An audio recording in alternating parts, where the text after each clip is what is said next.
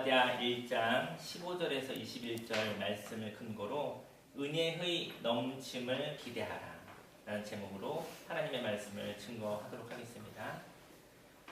17절에 오직 시온 산에서 피할 자가 있으리니 그 산이 거룩할 것이요 야곱 족속은 자기 기업을 누릴 것이며. 인생에서는 어려움이 있습니다. 그러나 어려움보다 작은 사람은 어려움 속에서 사라져버릴 것입니다.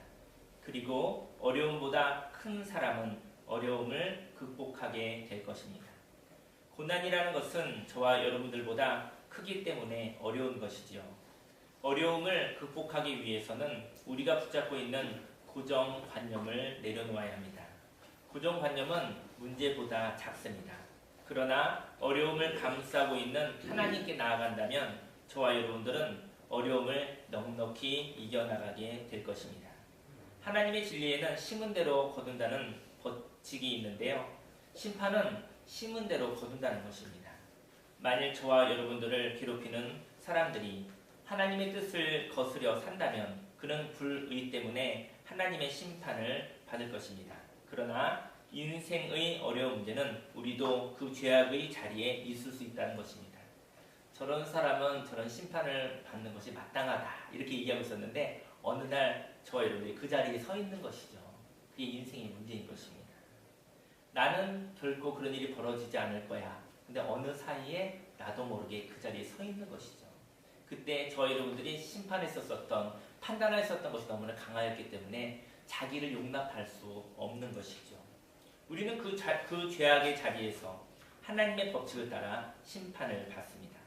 그러나 심판을 통하여 어쩔 수 없다고 체념하며 사는 것이 아니라 심판의 이유가 되는 죄를 깨닫고 새롭게 살고 싶은 마음을 가지게 되어집니다. 그때 돌이키기 어려운 삶을 바꿔 사는 것이지요. 참된 회개는 새로운 삶의 시작을 하나님께서 선물로 허락해 주십니다. 그렇다면 새로운 삶을 사는 사람들은 어떤 사람들일까요? 먼저 새로운 삶을 사는 사람은 과거의 삶을 불태우는 사람입니다. 야곱 족속은 불이 될 것이며 요셉 족속은 불꽃이 될 것이요 에서 족속은 지푸라기가 될 것이라 그들이 그들 위에 붙어서 그들을 불살를 것인즉 에서 족속에 남은 자가 없으리니 여호와께서 말씀하셨습니다. 야곱 족속은 부족하지만 은혜를 구하는 사람들을 의미합니다. 야곱이 완벽하다고 하진 않았죠. 야곱은 많이 부족한 사람입니다. 하지만 은혜를 구하는 사람들인 것이죠. 부족하기 때문에 하나님의 은혜를 구했었던 야곱 족속이 있었던 것이죠. 은혜의 사람은 나는 할 수 없다는 것을 체험한 사람입니다. 할 수 있는 것도 있겠으나 어쩔 때는 나는 도저히 할 수 없어. 나는 할 수가 없어. 이런 절망을 맛본 사람이 바로 야곱 족속을 의미하는 것이죠. 그리고 에서 족속은 상처를 받고 자기의 능력을 준비하였죠. 자기의 힘으로 상처를 받지 않는 방식으로 삶의 방식으로 사는 사람입니다. 상처를 받은 다음에 나는 상처를 또 받지 않기 위해서 힘을 길러야겠어. 지식을 쌓아야겠어. 물질을 모아야겠어. 자기만의 삶의 방식으로 다시는 상처받지 않을 삶의 방식을 가지고 있는 것이죠. 그리고 그런 삶의 방식으로 살아가고 하나님을 의지하는 것은 아닌 것이죠. 저 여러분들은 에서 족속일 수도 있고 야곱 족속일 수도 있는 것입니다. 우리의 삶에는 야곱의 삶도 있고 에서의 삶도 있습니다. 에서의 삶은 상처받은 마음에 더 이상 손해볼 수 있는 마음의 여유가 없습니다. 그래서 자기를 지키는 능력으로 마음의 벽을 쌓는 것이지요. 그리고 상처를 주었던 사람들을 향하여 복수하는 방식으로 살아갑니다. 우리들은 모두 다 상처받았다면 그 상처를 더 이상 반복하고 싶지 않을 것입니다. 이런 삶은 옛사람의 삶인 것입니다. 그러나 이렇게 상처를 받지 않기 위하여 복수하며 사는 방식은 하나님으로부터 이탈하는 삶을 살게 합니다. 하나님으로부터 이탈한 사람은 분별력을 잃어버리게 되고요. 때로는 공경에 처하게 되지요. 사람은 때로 오판을 통해 낭패 가운데 빠질 수도 있습니다. 이러지도 못하고 저러지도 못하는 상황은 십자가 위에 있는 삶입니다. 이때 현재 살고 있는 삶의 방식의 한계를 깨닫고 새롭게 살고자 하는 마음을 선물로 받으시기를 예수님으로 축원합니다. 이런 삶이 바로 야곱의 삶인 것입니다. 상처를 복수하는 욕심의 방식이 아닌 상처를 복수하는 욕심의 방식인 에서 족속과 부족함을 깨닫고 새로운 삶의 방식을 살려는 야곱 족속이 서로 싸움을 하고 있습니다. 무를 지킬 만한 것보다 더욱 내 마음을 지켜라. 생명의 근원이 예수난다고 했는데 저와 여러분들에게 두 가지 마음이 날마다 싸우고 있을 수 있습니다. 이때 성경은 야곱 족속이 에서 족속을 불이 지푸라기를 태우듯이 승리한다고 합니다. 새로운 삶을 사는 사람은 이처럼 상처와 복수의 방식을 태워버리는 삶을 살게 되어지는 것입니다. 두 번째로 새로운 삶을 사는 사람은 빼앗겼던 땅을 회복하는 사람입니다. 그들은 네겝과 에서의 산과 평지와 블레셋을 얻을 것이요 또 그들이 에브라임의 들과 사마리아의 들을 얻을 것이며 베냐민은 길르앗을 얻을 것이며 사로잡혔던 이스라엘의 많은 자손은 가나안 사람에게 속한 이 땅을 사르바까지 얻을 것이며 예루살렘에서 사로잡혔던 자들 곧 스바라스에 있는 자들은 네겝의 성읍들을 얻을 것이니라. 진리가 없는 삶을 사는 사람은 묶여진 사람입니다. 그러기에 묶인 사람은 자유가 없으며 시대의 요청에 합당하게 반응할 수 없습니다. 이스라엘 백성들이 진리와 멀어짐으로 세상으로부터 영향을 받아 영토를 빼앗겼던 것 같이 우리들도 적합한 원리를 잃어버리면 축소된 삶을 살 수밖에 없습니다. 그러나 진리로 회복되어 새로운 삶을 살게 되면 잃어버린 영향력도 회복하게 되는 것입니다. 땅을 회복하는 것이 아니라 잃어버린 하나님의 영향력을 회복하는 것이죠. 그 하나님의 영향력을 회복하면 땅을 회복하는 것은 결과일 뿐인 것이죠. 저와 여러분의 삶 속에 하나님과의 관계성이 있어서 하나님과의 그 친밀감을 회복하시는 저와 여러분들 되기를 예수님으로 축원합니다. 새로운 삶을 사는 사람은 현실을 직면하는 사람입니다. 현실과 분리하는 사람은 멈추어 있는 사람입니다. 멈추어 있는 사람은 그때 죄와 분리됩니다. 저희 여러분들이 때로 살다 보면 멈추어 있을 때가 있겠죠? 그때 가만히 멈추어 있지 마시고요. 기도하면서 죄와 분리합니다. 멈춰 있는 시간 가운데 나의 삶을 돌아보고 하나님이 나를 어떻게 보시는가, 내 삶 속에 어떤 고상하고 아름다운 죄가 숨어 있는가, 저와 여러분들이 발견하시기 바랍니다. 그리고 그 죄를 깨닫고 예수님의 십자가의 보혈과 그 능력으로 말미암아 그 죄와 분리되는 하나님의 용서, 하나님의 은혜를 받으시기를 예수님으로 축원합니다. 만일 죄가 있는 상태에서 세상과 소통한다면 차지하고 있는 땅을 잃어버리게 될 것입니다. 저는 말씀을 묵상하면서 소통은 무엇일까? 소통은 전쟁과도 같다 생각했어요. 왜냐하면 소통하는데 서로 막 기쁜 일이 일어나잖아요. 그게 정말 소통일까?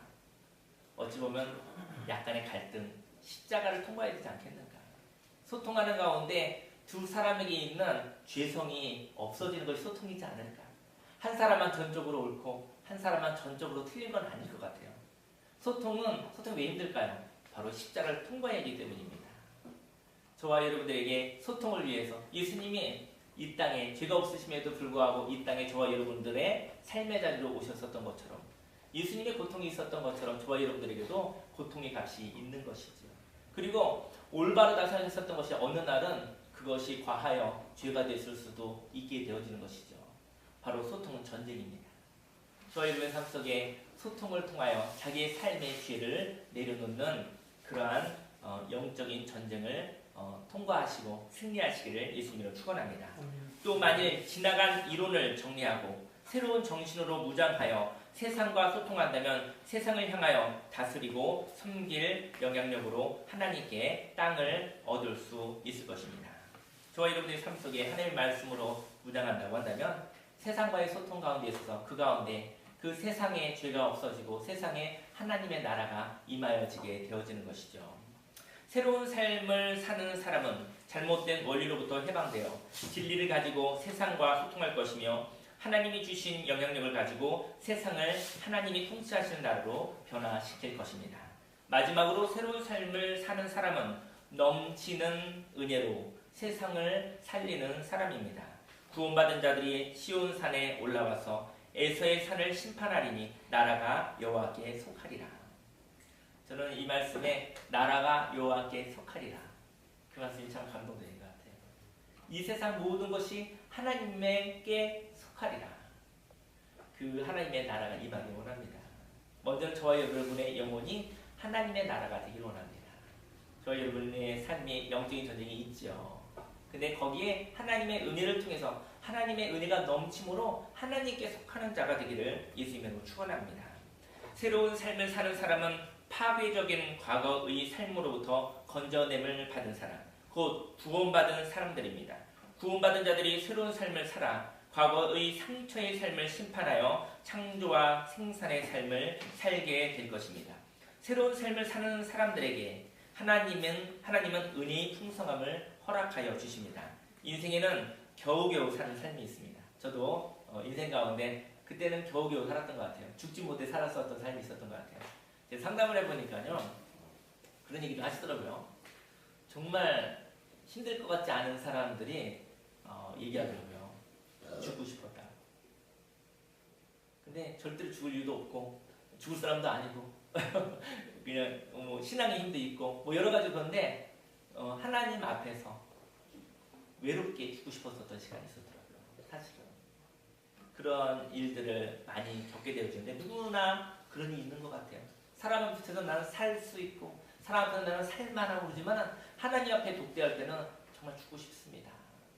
그런 이야기를 고백하는 정말 힘들고 어려운 상황이 있던 것을 알게 되어졌습니다. 인생에는 겨우겨우 사는 삶, 죽지 못해 사는 삶의 시간도 있을 수 있겠죠. 이처럼 겨우 사는 사람은 살기 위해 의무감으로 사는 사람들입니다. 그들은 기쁨이 없습니다. 겨우 필요를 채우며 살아가고 있지만 그들은 지쳐나가고 있는 것이지요.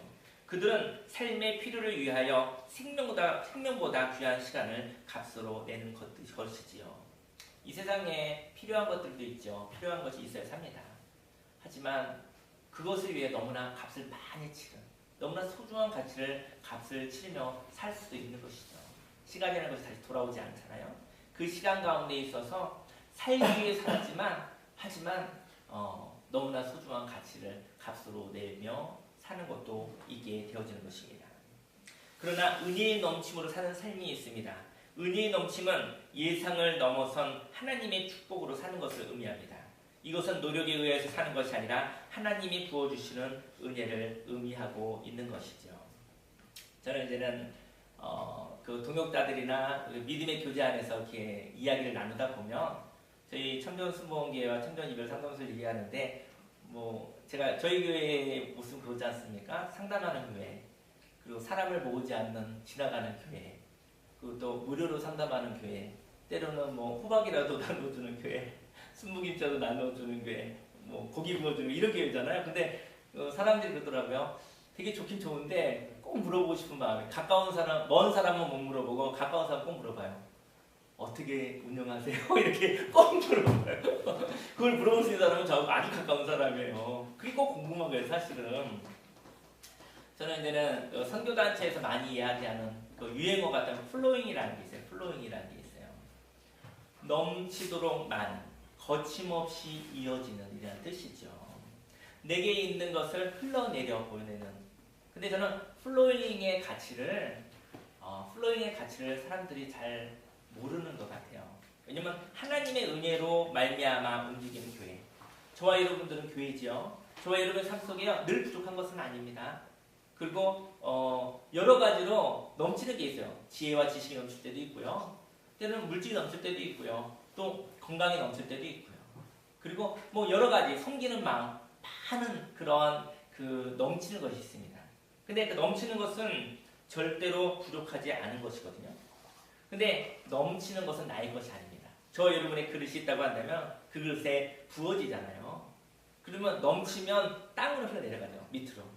근데 그때 저와 여러분들은 어디 서 있을까 고민해야 됩니다. 만약에 죄악의 자리에 저희 여러분들이 서 있다고 한다면 저희 여러분들에게 넘치는 것은 죄악의 자리를 향하여 흘러내려가는 것이 되는 것이죠. 하나님의 것이라 할지라도 쓸모없는 것이 되거나 죄악을 키우는 양분이 되어질 수도 있겠죠. 하지만 저와 여러분이 사는 그 자리가 은혜의 자리, 야곱 족속을 살리는, 나는 부족합니다. 하지만 다시 한번 시작하고 싶습니다라는 사람들에게 기회를 주는 자리라고 한다면 저와 여러분들에게 있는 그 넘쳐남은 그들에게 다시 구원의 역사를 일으킬 수 있는 생명의 넘침인 것입니다. 저와 여러분들이 어디에 서 있는지 알기를 예수님이랑 축원합니다. 죄악의 자리에 있어서 헛되게 없어질 것인가? 하나님이 흘러 넘쳐주는 그 넘침이 헛되게 없어질 것인가? 아니면 은혜의 필요한 자리에 있어서 그 땅을 회복하게 할 것인가? 은혜가 필요한 곳을 아는 자가 그 은혜를 흘려 보낼 수 있습니다.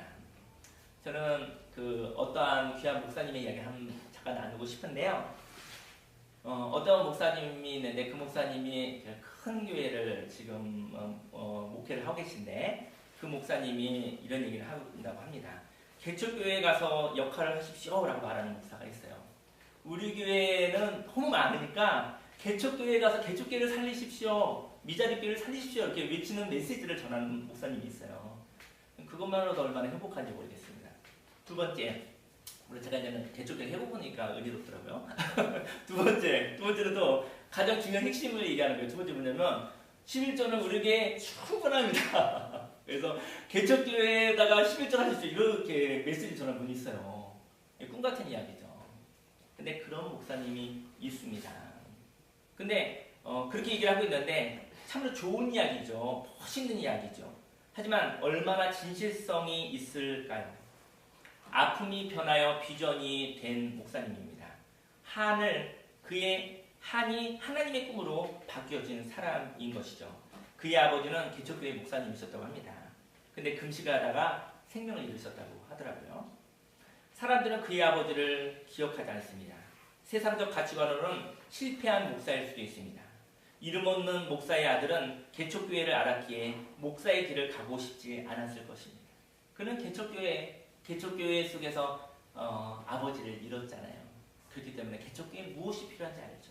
아무리 좋은 인격을 가지고 있다 할지라도, 아무리 진실함이 있다 할지라도 개척교회의 열악성을 그는 아는 사람이었던 것이죠. 그래서 그는 그런 이야기를 하게 되어졌던 것이죠. 그가 부름을 받아 목사가 되는 것은 죽음보다도 괴로운 일이었다고 합니다. 왜냐하면 진실한 그의 아버지 목사가 교인이 많지 않고 일찍 이 세상을 떠날 때 실패한 목사라는 평가를 받을 수도 있는 억울한 길이라는 것을 알았기 때문인 것입니다. 그는 한을 가지고 외칩니다. 진실한 목사가 있어도 개척교회를 살리는 은혜의 연합이 필요함을 외치는 것이지요.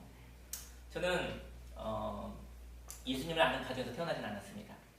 중학교 때쯤에 우리 둘째 형님이 정신분열이 걸려서 이렇게 무너져 버렸거든요. 그래서 예수님을 믿게 되어졌습니다. 정신분열에 걸린 둘째 형님, 마음에 갈등이 생겨 괴로울 때, 그리고 누군가 붙잡고 이야기가 하고 싶었을 때 그와 진실이 이야기할 친절한 만남이 가족이 아닌 친절한 만남이 있었다면 그 마음의 아픔이 치료되지 않을까 하는 생각을 했습니다. 저는 사람을 모으고 싶은 마음은 없지만 저는 아픔 가운데 혼란 가운데 있었을 때 그 사람하고 친절하게 이야기를 좀 나눌 수 있는 세상이 되었으면 좋겠습니다. 아마 저에게는 그것이 한이었던 것 같습니다. 그래서 친절한 가족이 아닌 친절한 이웃의 돌봄이 있다 한다면 그것을 하나님의 사랑으로 깨닫고 그는 일어나지 않을까요? 저는 그런 생각을 합니다. 내 가족이기 때문에, 내가 이해관계에 있기 때문에 잘하는 것은 할 수 있죠. 나중에 열매를 볼 수 있으니까. 하지만 내 가족도 아니고 이해관계도 없는데 그에게 친절을 베풀고 시간과 물질을 이렇게 섬긴다라는 것은 하나님 아버지의 마음이 아니라면 있을 수 없는 것이지요. 그래서 저는 이별학교를 통해서 6주 동안 3시간씩 6번 18시간을 동안 마음의 이야기를 듣는 사역을 하고 있습니다. 많은 사람을 모을 생각은 없습니다. 다만 한 사람이라도 더 많이 이야기가 하고 싶습니다. 그가 위기에 있었을 때, 그가 힘들고 어려웠을 때 그 사람과 18시간의 시간을 통하여 그 사람이 한 번의 기회를 넘어가는데 쓰임받을 수 있다고 한다면 족할 것도 같습니다. 사실 저도 그냥 그 사람을 모으는 것도 괜찮아 보이더라고요. 요즘에 보니까. 그런데 잘 몰랐어요. 철없이 포기했는데 사실 굉장히 매력적인 거더라고요. 그런데 때는 늦었어요. 근데 하나님께서 저에게 주신 소명은 마음이 아프고 힘들고 어려울 때 그들을 홀로 내버려 두지 않는 그러한 목회를 허락할 수 있었던 것 같습니다. 저 여러분들에게 있어서 한이 있을 것입니다. 각 사람마다 하나님께만 얘기할 수밖에 없는 그런 한이 있을지 모르겠습니다. 그 한이 변하여 하나님이 주신 비전으로 바뀌어지기를 예수님의 이름으로 축원합니다. 은사라는 것은 넘침인데요. 은사를 가지고 살면 일을 할 때 피곤할지라도 기쁨이 있습니다. 우리의 인생에 하나님께서 주시는 보너스가 있습니다. 계속 힘을 부어 주시는 것입니다. 그 힘을 어디에 쓸 것인지 알기를 원합니다. 그 은사는 겸손함과 함께 전문성이 될 것입니다. 그리고 많은 생산과 창조를 일으킬 것입니다. 겨우 사는 세상이 아니라 생명으로 가득 찬 은혜가 넘치는 은사로 살아가는 저와 여러분들이 있기를 예수님의 이름으로 축원합니다. 은혜는 하나님을 구체적으로 만나게 합니다. 그리고 한 단계 윗단계로 이동하게 합니다. 그리고 한동안 진리를 가지고 일하게 합니다. 그 일을 하고 나면 생산과 창조가 일어나고 여기에 보너스가 있고 하나님의 덧붙임이 있고 그리고 그 하나님의 덧붙임 부어주심을 통하여 넘치는 하나님의 공급을 통하여 저와 여러분이 어떻게 살까 고민하게 되어지는 것입니다.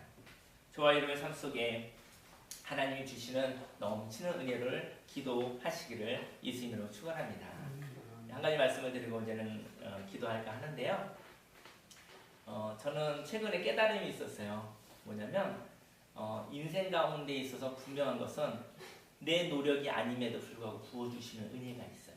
이게 지식일 수도 있고 지혜일 수도 있고 물질일 수도 있고 건강일 수도 있어요. 그렇죠? 그리고 또 뭐가 있을까요? 여러 가지 봉사하는 마음일 수도 있고 여러 가지 하나님이 부어주신 것이 있어요. 근데 그것이 흘러넘칠 때 그것을 가지고 하나님이 원하시는 자리에서 쓰임받을 때 거기에 생명의 창조가 일어납니다. 저는 그 은혜가 넘쳐나서 이 세상의 눈으로 보기에는 부조리하고 모순이 많으나 사실은 생명이 생명을 낳는 것이라고 생각되어집니다. 오늘 이 시간 저와 여러분들의 삶 속에 나에게 주신 은혜는 무엇인가? 단순히 물질적 넘침만 생각하지 마시고요. 하나님이 부어주시는 넘치는 은혜가 무엇인가 한번 생각하시고요. 그리고 그것을 가지고 저와 여러분들이 또 평생의 직업과 관련되면 좋지 않을까 생각이 되고요. 그것이 봉사의 삶으로 이어진다고 한다면 하나님께서 책임지시지 않겠는가 생각이 되어집니다. 오늘 말씀을 근거로 함께 기도하시겠습니다. 할렐루야. 사랑의